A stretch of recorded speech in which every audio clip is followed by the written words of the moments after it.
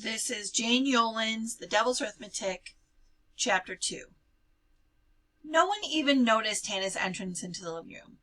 They were all in a tight semicircle around Grandpa Will. He was sitting in a big overstuffed chair in front of the TV set, waving his fist and screaming at the screen. Across the screen marched old photos of Nazi concentration camp victims, corpses stacked like cordwood and dead-eyed survivors. As the horrible pictures flashed by, a dark voice announced the roll of the camps. Auschwitz, Bergen-Belsen, Kamlau, Dachau. Give them this! Grandpa Will shouted at the TV, holding up his left arm to the set. The sleeve of his shirt was rolled up above the elbow. The photograph of a Nazi colonel standing sharply at attention flashed by. I'll give them this! Aunt Ava was shaking her head as Uncle Sam snapped off the TV set. Then she murmured, Please forgive him. Please. It was the war. Her voice was as soft as a prayer. Hannah sighed. He's starting again, she whispered to Aaron. Aaron shrugged. Hannah could scarcely remember when Grandpa Will didn't have these strange fits, showing off the tattoo on his left arm and screaming in both English and Yiddish. When she'd been younger, the 5-digit number on his arm had fascinated her. It was a dark blue, very much like a stain. The skin around it had gotten old, but the number had not. Right after Aaron's birth at his bris party, when all the other relatives had been making fools of themselves over him, Hannah had taken a ballpoint pen and written a string of numbers on the inside of her own left arm, hard enough to almost break the skin.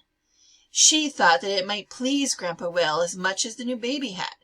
For a moment he stared at her uncomprehendingly. Then suddenly he grabbed at her, screaming in Yiddish, Malakamavis, over and over, his face gray and horrible. Everyone at the party had watched them. It had taken her father and Aunt Ava a long, long time to calm him down. Even though they tried to explain to her what had upset Grandpa Will so, Hannah had never quite forgiven him. It took 2 days of hard scrubbing before the pen marks were gone. She still occasionally dreamed of his distorted face and the guttural screams. Strangely, though, she had never dared ask what the words meant. In her dreams, she seemed to know. No one had ever volunteered to tell her. It was as if they'd all forgotten the incident, but Hannah had not. Mama, Hannah said when the TV was turned off and calm restored to the last of the room, why does he bother with it? It's all in the past. There aren't any concentration camps now, so why bring it up? It's embarrassing. I don't want any of my friends to meet him. What if he shouts at them or does something else crazy? Grandpa Dan doesn't shout at the TV or talk about the war like that. Well, Grandpa Dan wasn't in the camps, thank God. He was born in America, just like you. That's because my family came over to this country in the early 1900s, second class, not steerage. She got that faraway look that signaled she was about to recite another part of the family saga. Hannah knew there was only one escape. I think I'll help Aunt Ava in the kitchen, she said quickly, and ran from the room before her mother could continue. Although it was Grandma Bell's place to light the candles in her own home, over the years it had become a family tradition to let Aunt Ava do it, compensation for her not having a house or family of her own. Aunt Ava could have been married, not once, but 3 different times, even though, as Hannah's mother had pointed out, she was no great beauty. But Aunt Ava had preferred living with her brother, Will, and his wife, and helping them raise Hannah's father when Belle was away at work. Why did she do it? Hannah had often asked. Because she wanted to, was the only answer her father had ever given. Maybe she likes kids, Rosemary suggested once. Maybe she likes cleaning house. I have an aunt like that.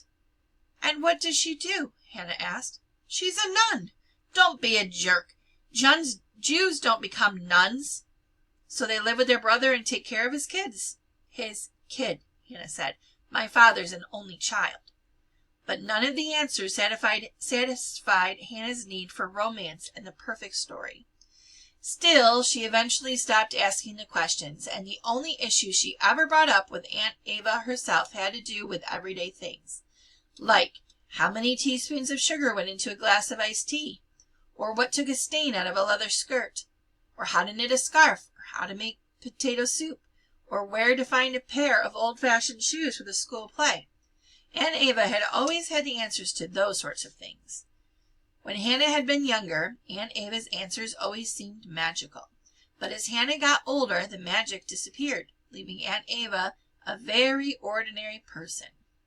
Hannah hated that it was so she pushed her thought away.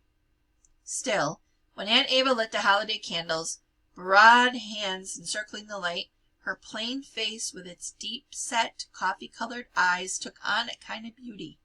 The flickering flame made her look almost young. Watching Aunt Ava saying the prayers over the candles was a moment in all the family gatherings that Hannah had always found special. It was as if she and her aunt shared a particular bond at those times, as if the magic were still somehow alive. A year sit for all the beloved dead, a grace for all the beloved living, Aunt Ava always whispered to Hannah before reciting the Hebrew prayers. Hannah whispered along with her. Even Aaron tried to get in on the act, but he mumbled the words a full beat behind. Annoyed, Hannah poked him in the side, but he shifted away. In frustration, she caught up the fleshy part of his upper arm between her fingers and pinched. He cried out. "Hannah?" her father said sharply. Hannah felt her face grow red, and she looked down at her plate.